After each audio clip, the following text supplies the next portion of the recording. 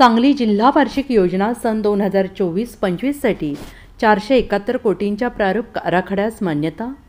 पालकमंत्री डॉ. सुरेश खाडे यांच्या अध्यक्षतेखाली जिल्हा नियोजन समितीची बैठक संपन्न। राज्याचे कामगार मंत्री तथा जिल्ह्याचे पालकमंत्री डॉ. सुरेश खाडे यांच्या अध्यक्षतेखाली झालेल्या जिल्हा नियोजन समितीच्या बैठकीत जिल्हा वार्षिक योजना सन 2024-25साठी एकूण 471 कोटी 1 लाख रुपयांच्या प्रारूप आराखड्यास आज मान्यता देण्यात आली। यामध्ये जिल्हा वार्षिक योजना सर्वसाधारणसाठी 385 कोटी, अनुसूचित जाती घटक कार्यक्रमासाठी 85 कोटी आणि आदिवासी उपयोजना बाह्य घटक कार्यक्रमासाठी 1 कोटी 1 लाख रुपये निधी प्रस्तावित करण्यात आला। तसेच जिल्हा वार्षिक योजना सर्वसाधारणकरिता 150 कोटीची जादा मागणी उपमुख्यमंत्री नियोजन यांच्या अध्यक्षतेखाली दिनांक 11 जानेवारी रोजी होणाऱ्या राज्यस्तरीय बैठकीत करण्यास यावेळी मान्यता देण्यात आली। सांगली जिल्हाधिकारी कार्यालयाच्या नियोजन समिती सभागृहात झालेल्या या बैठकीस खासदार संजय पाटील, आमदार अरुण लाड, आमदार गोपीचंद पडळकर, आमदार अनिल बाबर, आमदार सुधीर गाडगीळ, आमदार सुमनताई पाटील, आमदार विश्वजित कदम, आमदार विक्रम सावंत, जिल्हाधिकारी डॉक्टर दयानिधी, जिल्हा परिषद मुख्य कार्यकारी अधिकारी तृप्ती धोडमिसे, अप्पर पोलीस अधीक्षक रितू खोखर, महापालिका आयुक्त तथा प्रशासक सुनील पवार, जिल्हा नियोजन अधिकारी अशोक पाटील यांच्यासह जिल्हास्तरीय यंत्रणांचे अधिकारी उपस्थित होते। पालकमंत्री डॉ. खाडे म्हणाले, सन 2023-24 या आर्थिक वर्षात जिल्हा वार्षिक सर्वसाधारण योजनेतून 405 कोटी रुपये नियत व्यय मंजूर आहे। त्यापैकी रक्कम 284 कोटी प्राप्त असून 213 कोटी रुपयांच्या कामांना प्रशासकीय मान्यता देण्यात आली आहे। 45% निधी वितरित करण्यात आला। उर्वरित कामांच्या प्रशासकीय मान्यतेची कार्यवाही 15 दिवसात पूर्ण करावी व मार्च 24 अखेर निधी खर्च करावा, याचे कटाक्षाने पालन व्हावे। कोणताही निधी परत जाणार नाही याची दक्षता सर्व यंत्रणांनी घ्यावी, असे निर्देश त्यांनी यावेळी दिले। या बैठकीत जिल्हा वार्षिक योजना सन 2023-24 सर्वसाधारणकरिता स्थानिक स्वराज्य संस्थांकडील आर्थिक व भौतिक प्रगतीचा आढावा घेण्यात आला। स्थानिक स्वराज्य संस्थांना वितरित करण्यात आलेल्या निधीमधून प्रशासकीय मान्यता दिलेली कामे तात्काळ पूर्ण करून निधी खर्च करण्याचे आदेश यावेळी डॉ. खाडे यांनी दिले। तसेच टेंभू ताकारी व म्हैसाळ उपसा सिंचन योजनेअंतर्गत भूसंपादनाचा प्रलंबित मोबदला अदा करण्यातील अडचणी दूर करण्यासाठी तालुका निहाय बैठक घेण्याचे यावेळी निर्देश देण्यात आले। अंतर्गत एकूण 451 कोटीपैकी निधी खर्च झाला आहे, तो 51% खर्च आपला खर्च झाला। जो निधी आपल्याला शासनाकडून प्राप्त झाला त्यातला 91% निधी खर्च झाला। त्यामध्ये आपल्याला प्राधान्यानं आपण मागणी करतोय की आता जो आपला उद्याचा 24-25चा जो आढावा आहे त्यामध्ये आपल्याला मंजूर आहे 385 कोटी, पण त्यामध्ये आपण 150 कोटी आपण एक्स्ट्रा उद्या आपण मागणी करतोय, जी आता नियोजनची बैठक आपली दादांच्याकडं उद्या पुण्यात होणार आहे। त्यामुळे 150चा आपण त्यांना आढावा आपण जास्त मागतोय।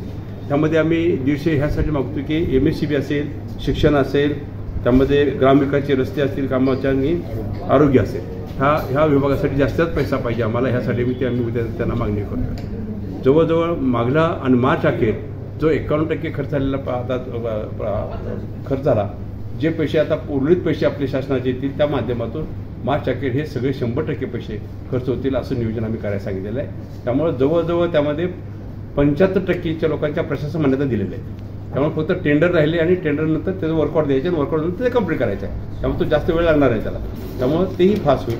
पण मार्च अखेर जवळजवळ 100% पैसे आपले खर्च होतील, यामध्ये आपल्याला सांगायला मला आनंद होतोय।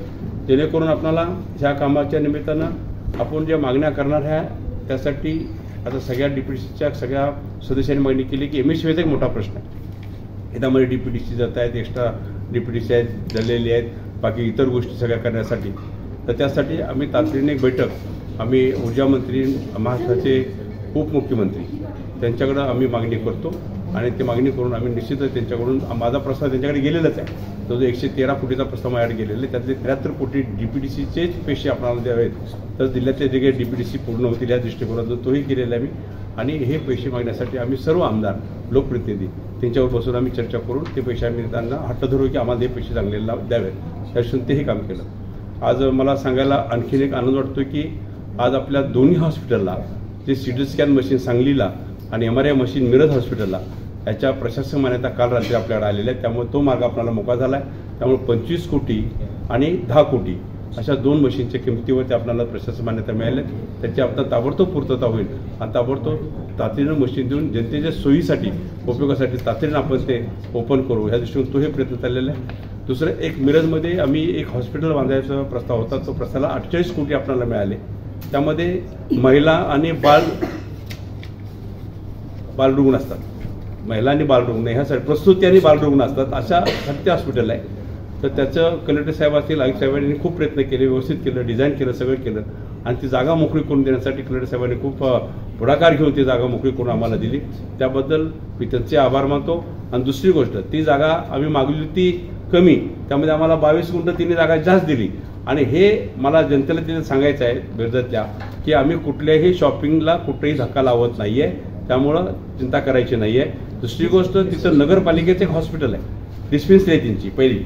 तर ती डिस्पेन्सरी आम्ही जी बिल्डिंग बांधू त्यामध्ये त्यांना आम्ही व्यवस्था करून देऊ हे मी सांगू इच्छितो. आणि आम्ही 26 तारखेला आम्ही आता एक एनओसी राहिलेले आहे नगरपालिकेची 1 तासामध्ये येईल. आम्ही 26 तारखेला त्याचं आम्ही उद्घाटन करतोय, पायाभरणी शुभारंभ करतोय. तर ह्या गोष्टी सगळ्या आपल्याकडे झालेल्या आहेत. आणखी मला वाटतं बऱ्याच गोष्टी आहेत की परवा आपले ते मगाशी बातम्या लावल्या की आपण रेल्वेच्या बातम्या तुम्ही लावल्या असत्या, त्यामुळे रेल्वेचे प्रकल्प आता बरेच आता आपण सक्सेस करतोय आणि कंप्लीट करायचा प्रयत्न करतोय. एवढंच साठी पेशी तो आपल्याला सांगायचं आहे. Bureau report, SBN Marathi, Sangli.